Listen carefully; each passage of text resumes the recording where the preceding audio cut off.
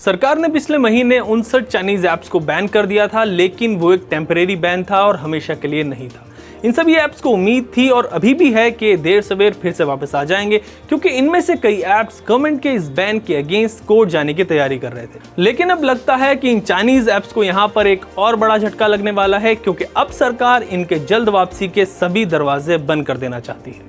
तो अब सरकार ने इन चाइनीज ऐप्स के अगेंस्ट क्या एक्शन लिया है और क्यों अब इनकी मुश्किलें और ज्यादा बढ़ने वाली है, आज के इस टेक टॉक वीडियो में हम यही जानेंगे। जैसा मैंने आपको पहले बताया कि जब सरकार ने इन ऐप्स पर बैन लगाया था तो एक इंटरिम ऑर्डर के जरिए लगा था, यानी परमानेंट बैन नहीं था, ये एक टेम्परेरी ऑर्डर था। हालांकि बैन के बाद टिकटॉक ने कहा था कि कंपनी इस ऑर्डर के अगेंस्ट कोर्ट नहीं जाएगी, पर कुछ दूसरे ऐप्स इंडियन गवर्नमेंट के इस ऑर्डर को कोर्ट में चैलेंज करने की तैयारी कर रहे थे। लेकिन अब सरकार इन ऐप के कोर्ट पहुंचने से पहले खुद ही कोर्ट पहुंच गई है, ताकि इन ऐप्स के अगले स्टेप को रोका जा सके। एक रिपोर्ट के मुताबिक सरकार ने राजस्थान हाई कोर्ट में एक केवियट दाखिल की है, जिसमें कोर्ट को बताया है कि बैन किए गए कुछ चाइनीज ऐप्स सरकार के ऑर्डर को कोर्ट में चैलेंज कर सकते हैं। सरकार ने कोर्ट से गुजारिश की है कि अगर कोई चाइनीज कंपनी बैन के खिलाफ कोर्ट पहुंचती है तो सरकार के पक्ष को सुने बगैर उस पर कोई फैसला ना ले।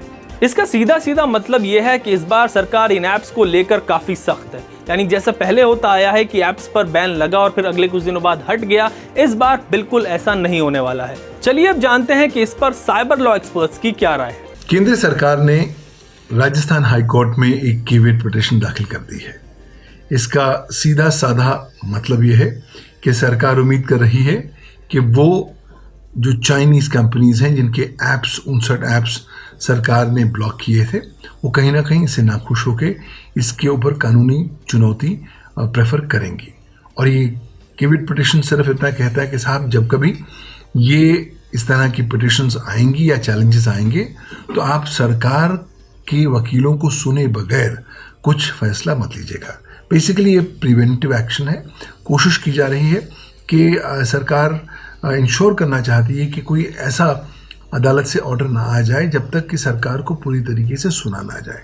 वैसे भी देखिए ये अत्यंत महत्वपूर्ण है, क्योंकि अभी तक कोई भी ये चाइनीज कंपनीज जिनके ऐप्स अभी ब्लॉक हुए हैं उन्होंने कोई लीगल चैलेंज अभी तक उसको रेज नहीं किया है। लेकिन उम्मीद करते हैं कि आने वाले समय में इस तरह की लीगल चैलेंजेस या चुनौतियां अदालतों के सामने आएंगी, और जब जब ये आएंगी अदालतों को उस पर उसके मेरिट्स पर निर्णय देना पड़ेगा। लेकिन सरकार चाहती है कि जो होलिस्टिक पर्सपेक्टिव्स हैं और परिस्थितियां हैं जिनके आधार पर ये बैन किया गया, उनको भी अदालत के सामने रखा जाए। इसलिए इस केवियट की फाइल करने का सीधा सीधा मकसद ये है कि कोई एक्स पार्टी ऑर्डर सरकार को सुने बगैर कोई अदालत ना पेश करे। तो इस बार चाइनीज ऐप्स की राह बिल्कुल भी आसान नहीं होने वाली है। वैसे सरकार इस बार इस बैन को लेकर कितनी सीरियस है, आप इस बात का अंदाजा इसी बात से लगा सकते हैं कि कुछ दिनों पहले सरकार ने चाइनीज ऐप्स को, इन सभी चाइनीज ऐप्स को 79 क्वेश्चंस की एक लिस्ट भेजी थी, और इन सभी सवालों का जवाब देने के लिए इन ऐप्स को 22 जुलाई तक का वक्त दिया गया था। अपने जवाब में इन ऐप्स को सिर्फ साबित ही नहीं बल्कि सरकार को कन्विंस करना होगा कि उन्होंने इंडिया में काम करते हुए किसी भी कानून का उल्लंघन नहीं किया है, और अगर ये ऐप्स 22 जुलाई तक अपना रिप्लाई फाइल नहीं कर पाते हैं तो they can even face life time ban. 79 सवालों की इस लिस्ट में इन चाइनीज कंपनीज के ओरिजिन, इनकी पेरेंट कंपनी के बारे में भी सवाल पूछे गए हैं। अकॉर्डिंग टू रिपोर्ट्स इन ऐप से यह भी पूछा गया है कि इनकी फंडिंग कैसे होती है और डेटा को स्टोर करने के लिए किन सर्वर्स का इस्तेमाल करती है। तो अब सरकार इन ऐप्स को सवालों की एक लंबी लिस्ट थमाने के बाद अब इनसे पहले कोर्ट भी पहुंच गई है, जिसका मतलब यह है कि इन ऐप्स की वापसी अब नियर फ्यूचर में बहुत मुश्किल है। आप क्या सोचते हैं गवर्नमेंट के स्टैंड के बारे में? क्या आप चाहते हैं कि ये बैन एक्सटेंड हो, या फिर आप चाहते हैं कि ऐप्स वापस आ जाएं? या आप मुझे हमारे कमेंट सेक्शन में जरूर बताएं, और लेटेस्ट न्यूज एंड अपडेट्स के लिए देखते रहें एबीपी अनकट। एबीपी न्यूज आपको रखे आगे।